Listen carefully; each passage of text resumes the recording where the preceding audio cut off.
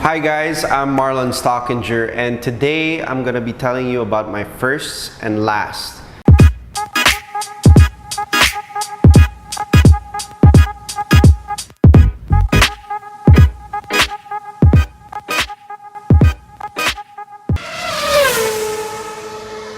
And if you already didn't know, I'm basically a racing driver.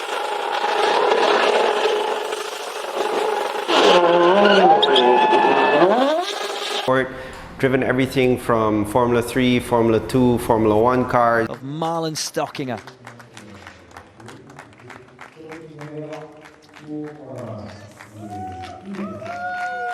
GTs, running racing schools here in the Philippines, and even having our own racing company called Radical Cars Philippines. So that's my background. I like going fast.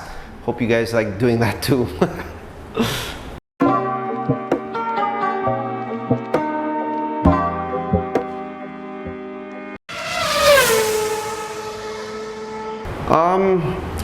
Am I the type to think about it a lot? Not really. I'd say, you know, for racing, you pretty much do like your race weekend.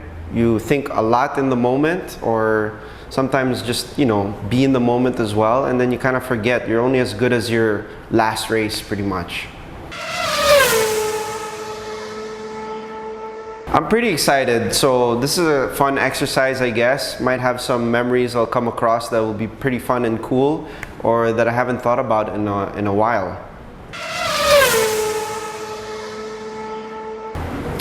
The first and last time. Ooh. This first count as even if it's not a car itself. Because I might have been too young, most probably. I might have been like... So like a real car. Like a real car? Yeah, probably when you're like a teenager. I most probably wasn't even a teenager when I drove my first car, but we're not really gonna talk about that. I can talk about the first time I drove a go-kart. I was about 7 or 8 years old, and actually the whole reason behind that was because my father took up go-karting as his hobby, and I was always curious, like, why is he coming home wearing a helmet, you know, smelling like racing fuel, all these cool things. And as a kid, you're always you're very curious. So I was really wondering, like, what is all this cool equipment? So he took me to the racetrack, and I went and saw him race. I had no clue about racing beforehand, and as a little like gift, when the day finished, he said like, "Hey Marlon, here's a little go-kart, why don't you try it?"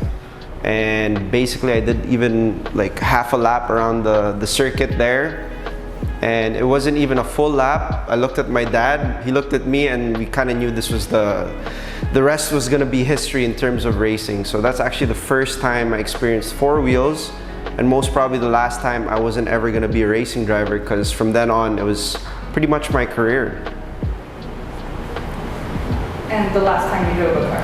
Oh yeah, and the last time, okay, so the last time was most probably coming here, but I think the last nice proper time was actually at the track, and I was going pretty fast, teaching some, you know, students of mine at the racetrack. I like giving back during COVID. Actually, it's been a time where I couldn't go out so much and do racing championships myself. So locally, I kind of tried and focused on helping, let's say, the grassroots of our sport here in the Philippines, as well as teaching people who just want to learn. You know, there's no age limit on things you can learn or what you want to do. So the last time I was actually at Clark International Speedway, driving some fast cars, and that was fun. The first time, well, technically, I think for legal reasons, I shouldn't really say that, but the first time I crashed the car was at the racetrack for sure.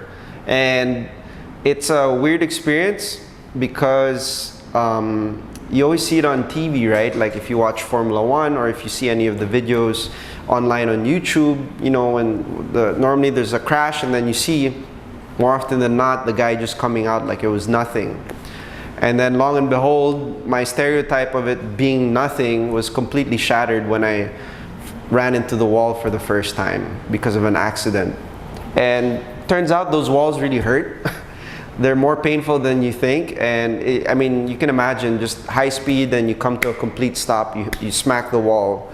It's it's pretty intense. So it's not my favorite thing in the world, but I think it's part of the job. You're bound to find the limits, if not more, and sometimes that ends up being a crash. So the last time I had a crash though, I can't remember. So I'm pretty good right now. Haven't had a crash in a while. The first time I raced. The first time I raced, I was most probably 8 years old. I had a little blue go-kart that me and my dad purchased from a kid called Lorenzo. Lorenzo was really cool. He was actually one of the quickest kids on the scene at the time. Looked up to him, and we managed to buy like a little like shiny disco blue go-kart. Like, I don't think it was the best looking, but in my eyes, like at 8 years old, that was the greatest thing I ever had, right? So took that go-kart, that little go-kart to the racetrack, and I raced with it. And I think in my first race, I came second. So I didn't win it, but I really had no clue about racing at the time. And I think just, you know, that's where I kind of discovered a bit of talent for myself already from a young age. And it was one of the coolest experiences. How about the first time you raced, like officially as well? Well, I'd still consider that my first official race, because all the stuff you learn in go-karting, you bring to like the big cars or what you see when, you know, like in my field, like Formula One, for instance. But I'd say the first proper car that I raced was most probably a Formula BMW car. It was basically a shootout between myself and I think like 30 other Asian contenders within the region or Southeast Asia, fighting for a scholarship to basically earn a bit of money to go towards racing, because unfortunately racing is a bit expensive. But luckily I was qualified. I made it to the top 3, and then I think I got about like I think $70,000 or $50,000 towards my scholarship to my first racing program. So that whole experience was awesome because I got to learn from some of the best drivers. The whole program brought us all the way to Switzerland, where they have the Formula One factory. Got to see how a team works, meet the Formula One drivers like Kubica and Nick Heidfeld at the time when they were still racing in Formula One. So my eyes really got opened there, and it was really kind of my first step or taste into proper Formula cars. And the last time you raced, like officially? The last time would have been Formula 2 in Abu Dhabi.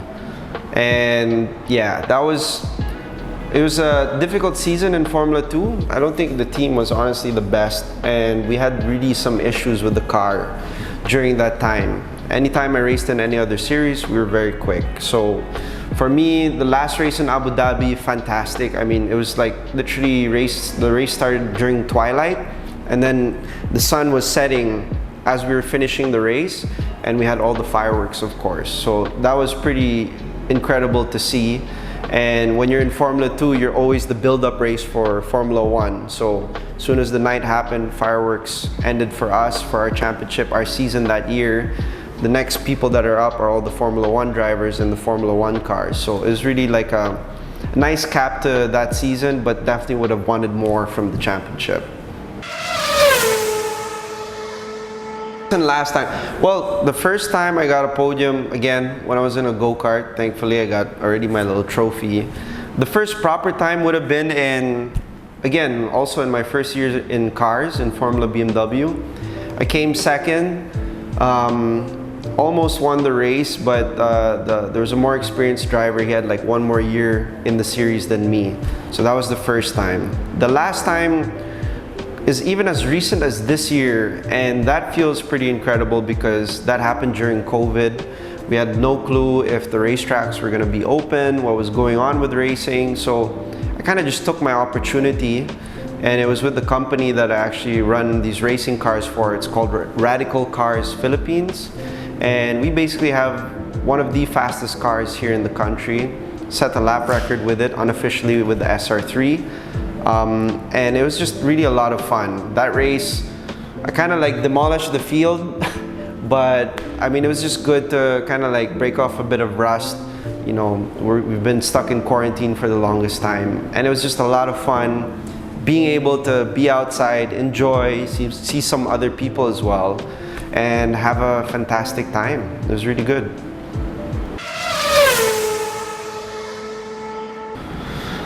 The first time would have been like an engine blow up, and I think it was.